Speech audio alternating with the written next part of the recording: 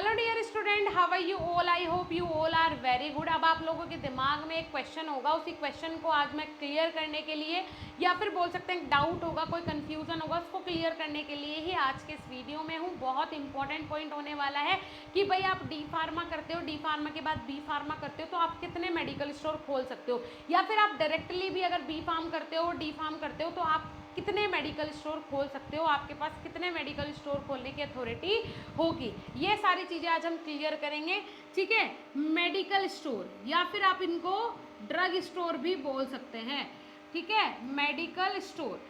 अब देख लेते हैं कि एक बार अगर आपने फार्मेसी की डिग्री ले ली, डिप्लोमा का सर्टिफिकेट ले लिया, या पहले भी डी फार्म किया फिर बी फार्म किया, और उसके बाद अगर आपने मेडिकल स्टोर खोलना है तो आप कहाँ कहाँ खोल सकते हो, कितने खोल सकते हो, दूसरे स्टेट में खोल सकते हो या नहीं खोल सकते हो, ईच एंड एवरीथिंग आज के पूरे सेशन में आपका क्लियर हो जाएगा, ठीक है बच्चे। सबसे पहले तो स्वागत है आप सभी का हमारे इस यूट्यूब चैनल पे।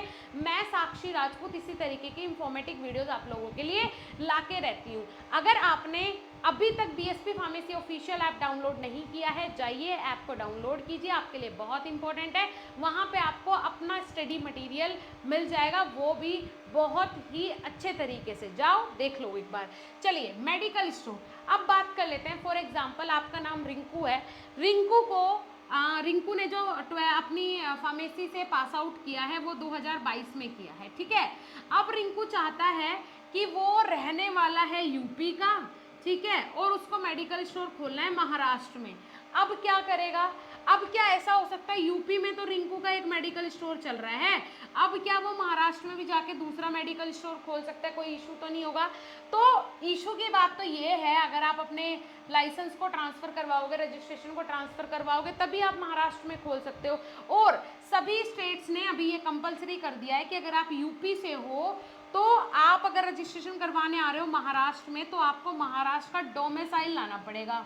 डोमिसाइल क्या होता है बेटा? निवास प्रमाण पत्र, जहां आप रहते हो।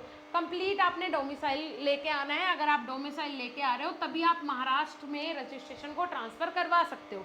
दूसरी चीज, डोमिसाइल कहाँ से बनता है? तहसील से बनता है। कोई घर बैठे हुए फर्जी तरीके से नहीं बना सकता कि मैं यहाँ का रहने वाला हूँ या नहीं, यहाँ का नहीं रहने वाला हूँ। तो ऐसे स्टूडेंट सावधान रहे, जिन्हें जहाँ पे जिस भी स्टेट में अपना मेडिकल स्टोर खोलना है तो वहाँ का डोमिसाइल आपके पास होना अनिवार्य है। अगर आपके पास डोमिसाइल नहीं है तो आपका रजिस्ट्रेशन जो है वो ट्रांसफर नहीं होगा, वो वहीं का वहीं रह जाएगा, ठीक है। दूसरी चीज ये होती है कि कितने खोल सकते हैं। एक में ओरिजिनल लगा दिया, 2-3 में फोटोकॉपी लगा दिया, ऐसा हो जाएगा क्या? तो होने को तो ऐसा भी हो जाता है, ऐसा हो भी रहा है, लेकिन ये कम्प्लीटली रॉन्ग है। अगर आपकी किसी दिन चेकिंग की गई तो आपका डाला जाएगा रजिस्ट्रेशन नंबर। जब आपका रजिस्ट्रेशन नंबर वहाँ पे फिल कर दिया जाएगा, उसके बाद आपकी पूरी डिटेल्स आ जाएगी कि एक्चुअली में वो जो वेरिफिकेशन हुआ है उस डॉक्यूमेंट के साथ मेडिकल स्टोर का, वो कहाँ पे है, राइट। तो आप ऐसा भी बोल सकते हो जब वहाँ पे आए ड्रग इंस्पेक्टर चेक करने के लिए कि मैंने वहाँ से डॉक्यूमेंट्स हटा दिए थे, अब मुझे दूसरी जगह लगाने हैं डॉक्यूमेंट्स, इसीलिए यहाँ पे ये दूसरी जगह वाला दिखा रहा है, ऐसा भी बोल के उसे को गुमराह कर सकते हो। लेकिन वो मानता नहीं है कि आपका अभी तक भी वहाँ पे क्यों लगा हुआ है, आपने हटवाया क्यों नहीं, ये तो बहुत गलत है, ये तो प्रोसीजर आपको पहले ही कर लेना चाहिए था। इस तरीके की बातें होती हैं। तो आपने क्या करना है, अगर आपने भाई दूसरे स्टेट का मैंने आपको बता ही दिया।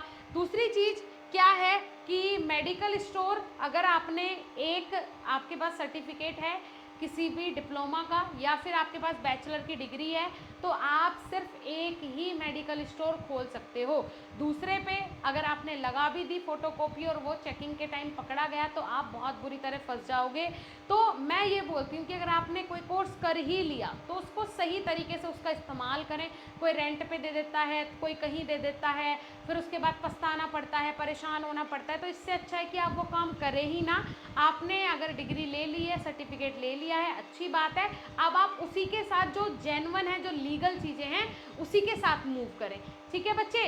सो ये है। दूसरी चीज़, जो स्टूडेंट ये सोचते हैं कि हमने पहले डी फार्म किया है मैम, ठीक है, उसके बाद हमने बी फार्म किया है, तो अब हमें बताइए कि डी फार्म का सर्टिफिकेट और बी फार्म का सर्टिफिकेट, दोनों का सर्टिफिकेट हमें एक साथ मिलेगा, रजिस्ट्रेशन एक साथ मिलेगा, क्योंकि डी फार्म का रजिस्ट्रेशन हम करवा चुके हैं।